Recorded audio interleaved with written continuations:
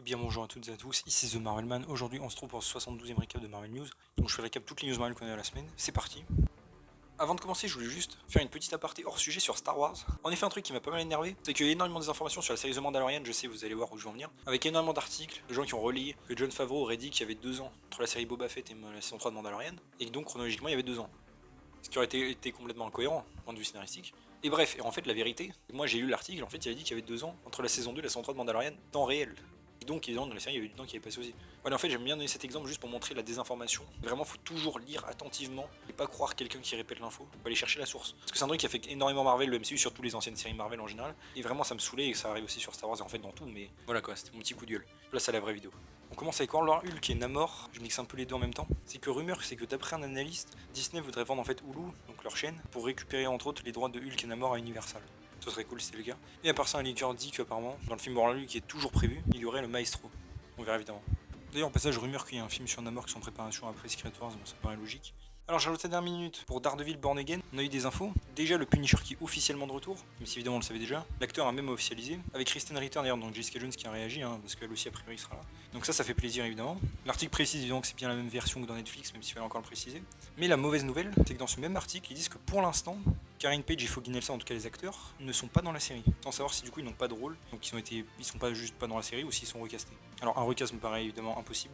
Ils ramènent tous les personnages Marvel TV donc c'est soit un problème d'emploi du temps, soit un problème de scénario. Alors ce n'est pas encore gravé dans le marbre, en effet ça vient à peine de commencer, ils ont toute l'année pour filmer et tout, et c'est à l'heure actuelle, et je trouve ça quand même personnellement assez grave. Je veux dire, ces personnages sont littéralement essentiels. C'est comme si on faisait Harry Potter sans Ron et Hermione, enfin, pour comparer. Littéralement c'était l'âme de la série, même Charlie Cox l'a dit, qu'il voulait qu'il revienne. L'acteur de Foggy a dit plusieurs fois qu'il voulait revenir, Deborah Noel aussi. Enfin vraiment c'est une... Désolé de faire un point dessus, mais vraiment une décision incompréhensible, complètement stupide. Donc on enlève l'âme de la série, ça commence bien. Du coup le Nelson Murdoch et Page de la fin de la saison 3 ne sert à rien. On avait quand même un épisode entier sur l'amitié entre Foggy et Matt disparu. Enfin pareil, un comic sans Daredevil et Karen et Foggy tous les trois ensemble, je crois que c'est introuvable. Donc bon, personnellement très mauvaise nouvelle et hype qui perd énormément pour moi. Et je sens la direction ils veulent aller, c'est-à-dire ramener juste les persos importants avec des gros guillemets à faire la sauce Marvel Studios, sauf qu'ils se rendent pas compte que le seul intérêt qu'on a pour cette série c'est justement dû à l'ancienne, parce que ça c'est la suite. Mais bon, je préfère évidemment avoir eux que le Punisher, même si j'adore le Punisher, ce serait logique. Donc bon, on va prier pour qu'ils reviennent un moment. C'est aussi que pour Daredevil, j'ai oublié, mais le premier arc de la série, le titre de travail est Out of the Kitchen, donc peut-être que Matt est en dehors de New York et c'est pour ça que Karen et Foggy n'y sont pas. On verra. Aussi, on a une rumeur que Spider-Man soit mentionné dans la série au passage. Ensuite, on a l'équipe, aussi Charlie Cox, qui ont été vus à New York. En effet, ça a commencé le tournage.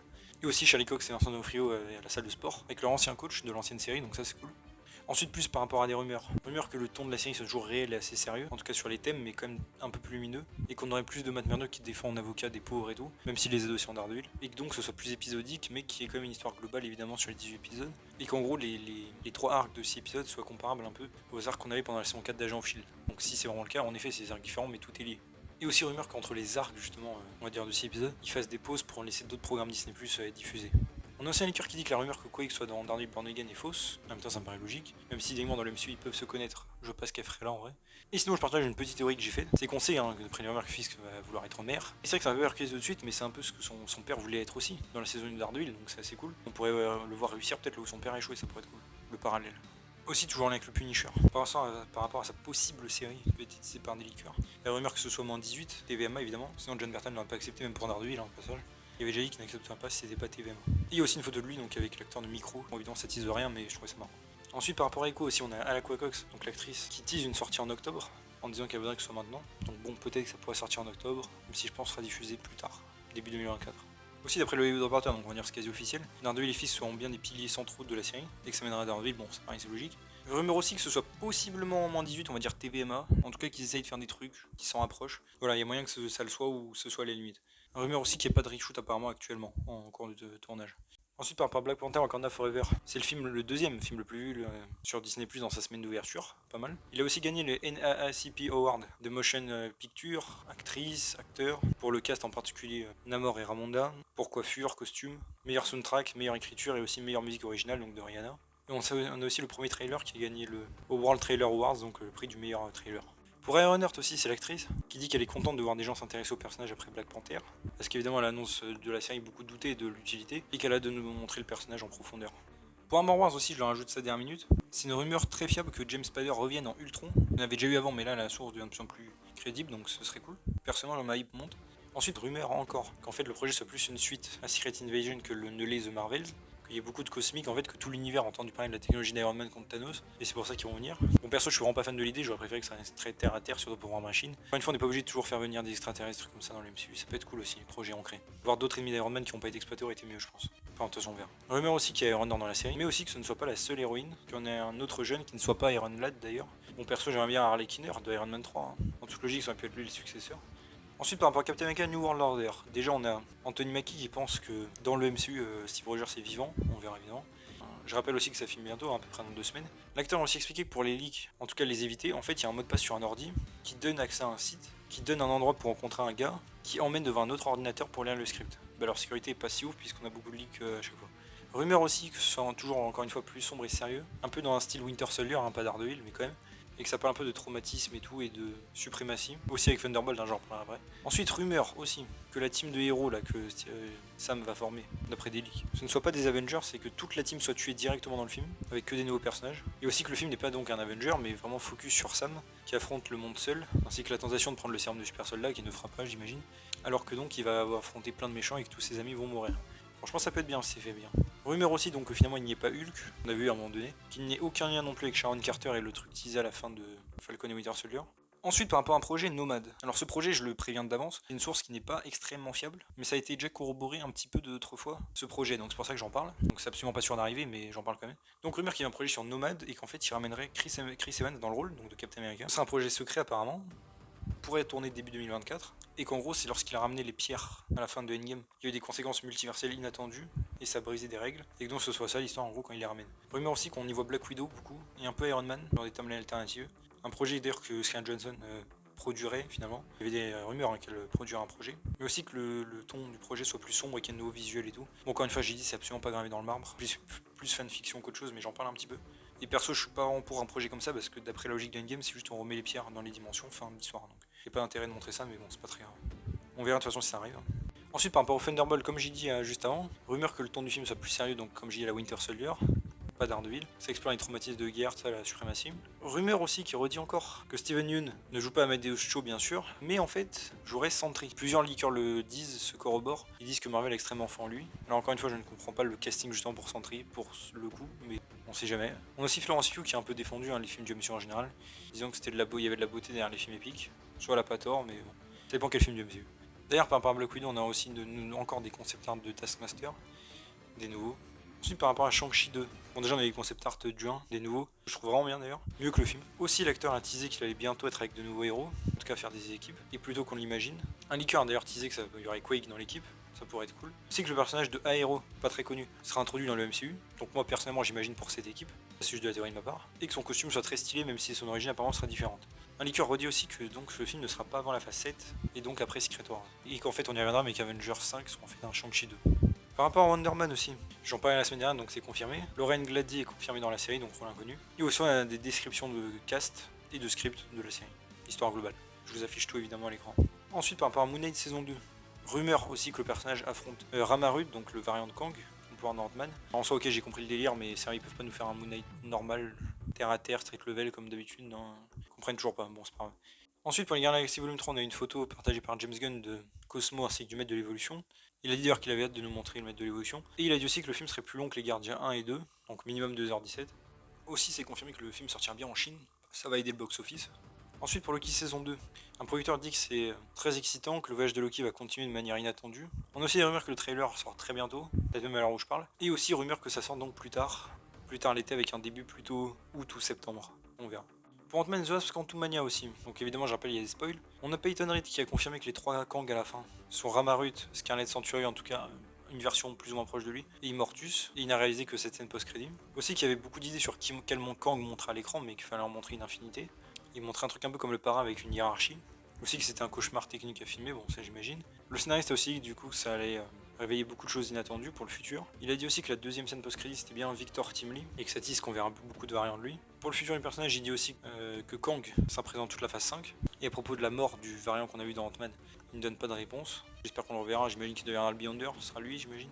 Aussi qu'il y a eu beaucoup de trucs coupés sur Kang en particulier liés à son passé, mais qu'il préfère le garder pour Avengers 5, où il est allé, d'où il vient, etc.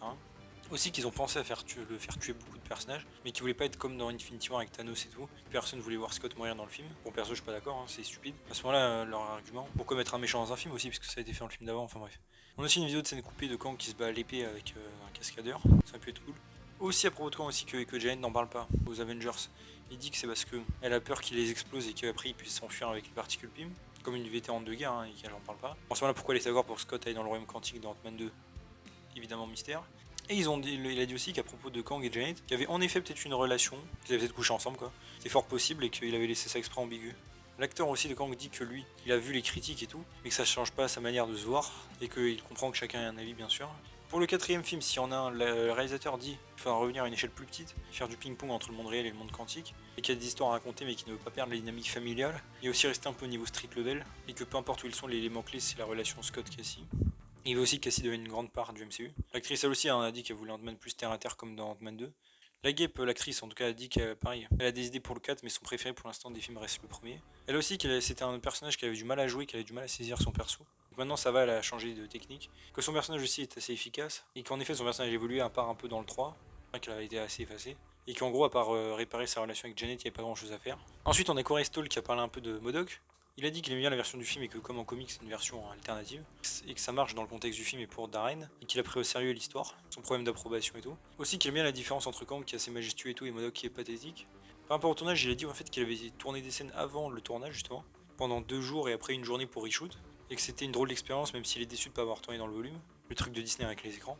Aussi, il ne pensait pas revenir, mais c'est Kevin Feige qui à l'avant-première de Ant-Man 1 lui avait dit en vite fait qu'il avait des idées et comment le faire revenir. Pour un retour là de MODOK actuellement, il dit n'avoir aucune attente mais qu'il est prêt à le rejouer, s'il y a un moyen de le ramener. D'ailleurs des leakers disaient justement qu'il n'était pas mort même là actuellement et qu'il reviendrait plus tard, bon, on verra. Il a dit aussi qu'il était ouvert à une série préquelle sur MODOK, en mode vraiment sérieux où il tue les gens et tout, comme le vrai MODOK quoi on va dire.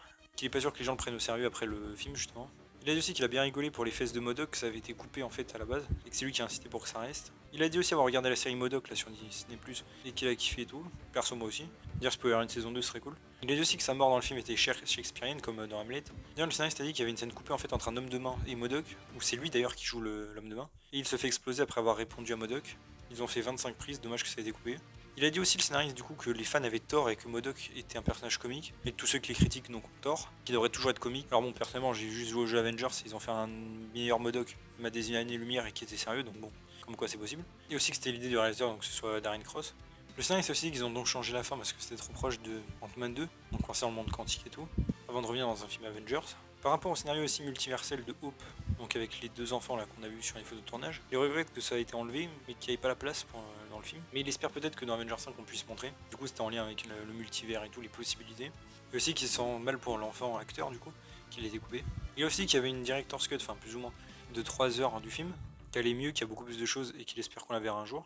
En vrai, moi, sur le principe, je suis pas contre. Il a dit aussi qu'il aimait la théorie que Scott ne soit plus dans le MCU à la fin d'Ant-Man 3, mais dans un autre univers. Mon perso, je vois pas d'où ça sortirait, mais ok. Et qu'en gros, cette théorie est pas mal et qu'ils ne sont pas loin de la vérité.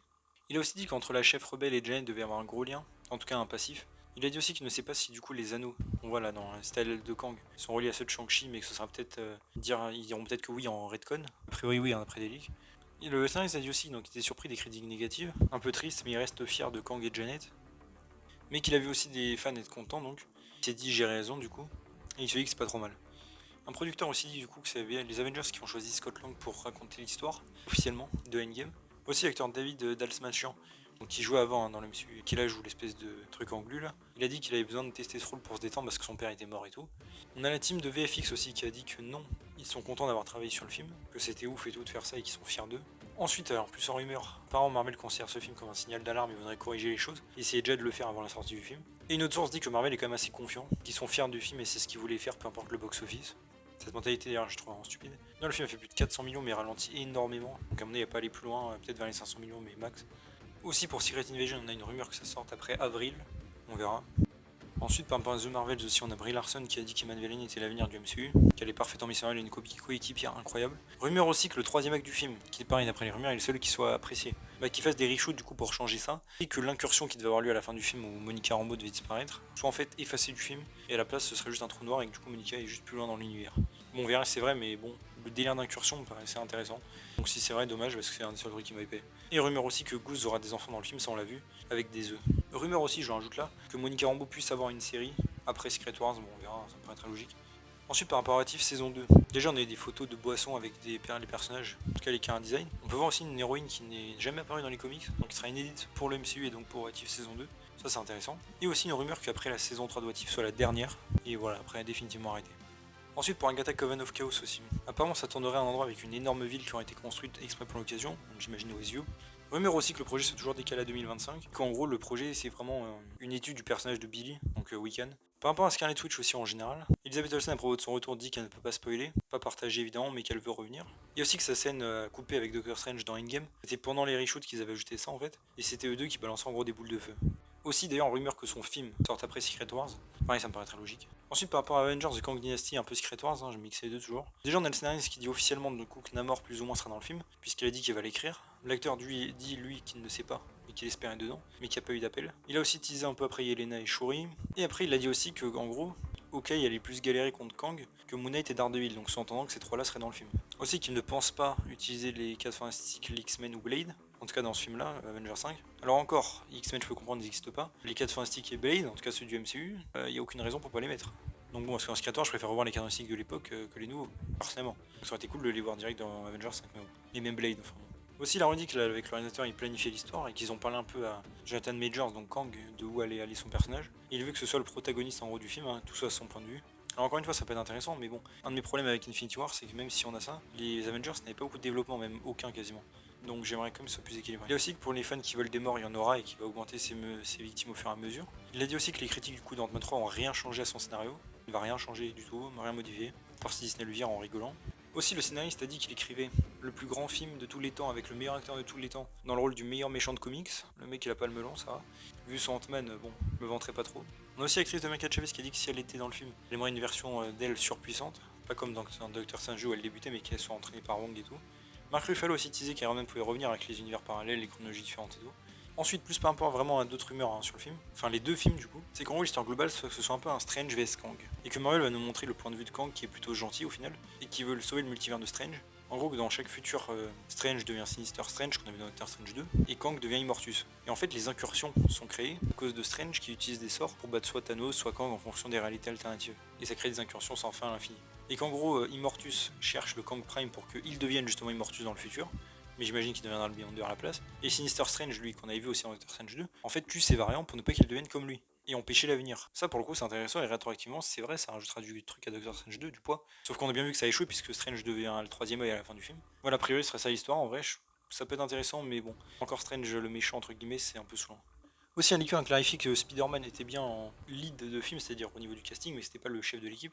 Marvel d'ailleurs, pas toute l'équipe encore décidée au complet et taffe dessus. Pas encore impossible. A priori, ils vont pas changer de scénariste, encore une fois. Et aussi que Shang-Chi, même si j'en ai parlé un peu avant, a déjà créé peut-être une équipe d'Avengers et qu'il y a Miss Marvel et peut-être le Faucon qui sera dedans. En tout cas, qui les rejoindra au cours du film. Rumeur aussi que Secret Wars est bel et bien coupé en deux parties. Et bien la partie 2 sortira en 2028 et sera la fin de la phase et donc pour les 20 ans du MCU.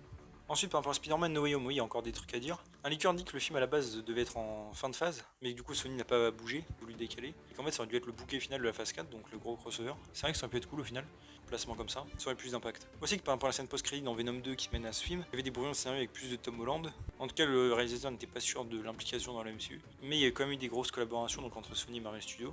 Ensuite, pour Across the Spider-Verse, on a Karen Sony donc, qui jouait Dopinder dans Deadpool, qui doublera le Spider-Man indien. On a rumeur aussi que le film référence explicitement Spider-Man No Way Home, parlant d'un incident avec le Doctor Strange et le gamin.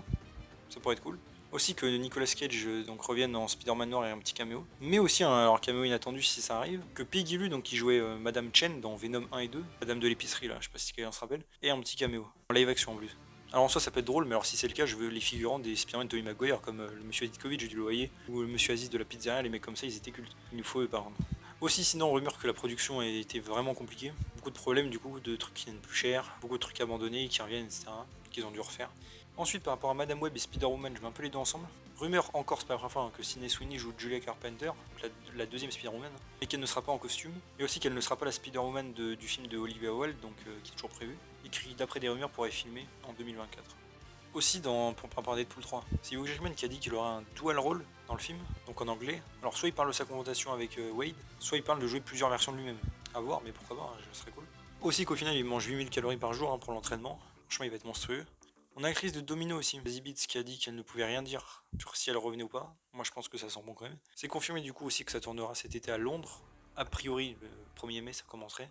Ryan Reynolds a aussi dit que dans X-Men Origins Wolverine du coup c'était nul pour lui, mais que les gens étaient sympas sur le plateau. Aussi il dit que c'est pas lui qui avait leaké hein, le test de Deadpool là, qui était sur YouTube à l'époque. Qu'ils avaient filmé ça à l'époque en fait, que ça a été posé dans une étagère quoi, pendant 2 ans, qu'un jour quelqu'un l'a fait leaker. Et que du coup c'est la réaction interne qui a donné envie de faire Deadpool. En mieux hein, d'ailleurs, je m'en souviens limite comme c'était hier quand il y a eu le test. Et aussi je le rajoute un peu en bonus, c'est Keanu Reeves qui a dit qu'il aimerait jouer Wolverine. Il a toujours voulu en tout cas le Wolverine de Frank Miller. Aussi je le case la rumeur qu'il y a un Deadpool 4 éventuellement plus tard, qui puisse sortir après ce 14, mais bon ça on verra. Aussi pour X-Men 97, rumeur que la sortie de la série soit en septembre-octobre pour l'anniversaire du coup de l'ancienne série, bon ça me paraît très logique.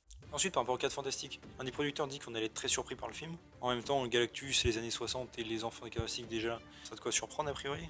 Apparemment aussi qu'Infigi veut un casting vigoureux et approfondi, donc moyen en fait que ça prenne encore des semaines voire des mois. Rumeur aussi d'ailleurs qu'il a failli avoir un deal avec John Krasinski pour le MCU, principal mais que finalement ça a échoué, à l'époque. Hein. Ensuite par rapport à Blade aussi des rumeurs que déjà ça commence à filmer le 1er mai, il serait temps. Et aussi que Black Knight du coup à l'heure actuelle ne serait toujours pas dans le film, dans le scénario en tout cas. Aussi on a Matthew Libati qui sera le directeur photo du film, il a fait aussi Iron Man 1, Iron Man 2, Venom hein, pour rester sur Marvel et Birds of Prey chez DC. Bon par Venom je trouve ces projets plutôt bien, donc en tout cas même niveau photographie. Rumeur aussi encore une fois là cette fois-ci que ce soit peut-être moins 18, le film est rated, ou en tout cas qu'il y ait des trucs qui s'en approchent un peu, vraiment plus violents quoi, donc on verra de toute façon. Ensuite par rapport à la phase 5 en général, un producteur dit que la phase était sur les nouveaux héros, et que la phase 5 ça va plus être la responsabilité par rapport à la prochaine génération, et comment l'ancienne gère la nouvelle, un peu comme on a vu dans Ant-Man 3. Rumeur aussi encore que donc il y a encore des reports à venir, hein, que tout soit décalé limite. Aucun projet n'est annulé, hein, mais juste décalé. Et qu'on revienne petit à petit aux dates de sortie, comme à la phase 1, 2, 3. Et que tout ce qui est annoncé après Loki soit repoussé. Aussi rumeur par rapport aux séries, dans le futur. On est moins de séries mais plus de saisons. Avec plus de caméos et des arcs plus petits aussi. Et que seuls les grands persos entre guillemets auront droit à des mini-séries. Et rumeur aussi, je le mets là, que Adam Silver soit sur la liste pour remplacer Bob Iger, donc le PDG de Disney. J'en parle puisque ça aura un impact évidemment sur le MCU un jour. Aussi par rapport aux phases, il y a des rumeurs de possibles dates de sortie pour les projets, hein, je vous affiche tout évidemment, vous pouvez regarder. C'est pas sûr, hein, c'est juste des théories. Et rumeur aussi qu'après Secret Wars, hein, je le case là, il y a une espèce de mini reboot du MCU, en tout cas dans le sens qui créerait un univers à côté, un petit peu comme l'univers Ultimate des comics, donc à côté du MCU. Et la raison ce serait que le MCU en fait est maintenant trop long, déjà entre les séries et les films. Je parle aussi des séries Marvel TV bien sûr, hein, c'est très long. Plus après si on rajoute à Secret Wars les trucs multiversels et tout, c'est vrai que ça va être gros. Et du coup il faudrait partir sur des bonnes bases, à part quoi, avec un nouveau public. En même temps ça me paraît très logique de faire ça au bout d'un moment quand même. De toute façon on verra. Aussi par rapport à nouveaux acteurs dans le MCU, déjà on a Nicolas Cage qui à propos de rejoindre a dit qu'il n'avait pas besoin de rejoindre le MCU car il était Nicolas Cage. Bon je trouve ça assez marrant, j'aimerais quand même qu'il apparaisse dans Secret Wars. Et on a Tagon Egerton aussi qui a reparlé, disant qu'il pense être trop vieux pour ça maintenant et qu'il veut plus trop. Il a aimé hein, regarder les films et tout, mais il pense que c'est plus la bonne chose à faire pour sa carrière. Aussi par rapport à de nouveaux réalisateurs dans le MCU, on a Scott Derrickson qui a dit qu'il serait chaud de revenir faire un film du MCU après Doctor Strange 1. Aussi on a sur Disney Plus une espèce de petit documentaire qui s'appelle Empower, donc c'est sur les femmes du MCU, en tout cas celle de Marvel Studios, pas des séries. Voilà, ça vous intéresse. Ensuite par rapport à des anecdotes par rapport au MCU, déjà par rapport aux séries MCU Marvel TV, on a Joe Quesada qui a répondu sur Twitter en disant que son temps dans le MCU justement et la collaboration de Marvel TV et Marvel Studios pour faire les séries du MCU, je le rappelle encore une fois, était incroyable, très collaboratif et que c'était un de ses meilleurs moments là-bas. On a John Favreau aussi, qui a montré une scène alternative d'Iron Man 1 où quand Tony demande à Nick Fury qui il est, il lui répond je suis Nick Fury avec sa phrase culte. Je pense que vous savez, il a la phrase culte de Samuel Jackson, je peux pas le dire pour la vidéo bien sûr. Et aussi Mark Ruffalo a dit que la scène où il sort du Hulkbuster en Hulk dans Infinity War, ils l'ont fait 4 fois, mais ça marchait pas et que Hulk ne pouvait pas encore revenir pour sauver tout le monde et qu'il fallait le faire perdre en Banner. Bon moi je pense qu'ils auraient dû gagner la scène mais bon, pas très grave. Et voilà, c'est déjà tout pour ce 72e récap de Marvel News, j'espère que ça vous a plu, si c'est le cas n'hésitez pas à vous abonner, liker, commenter, partager, activer la cloche, à me suivre sur mon social et mon Discord, vous avez les liens en description. Me faire un don si certains le peuvent sur Utip ou Tipeee, et on se retrouve bientôt pour une nouvelle vidéo, salut tout le monde.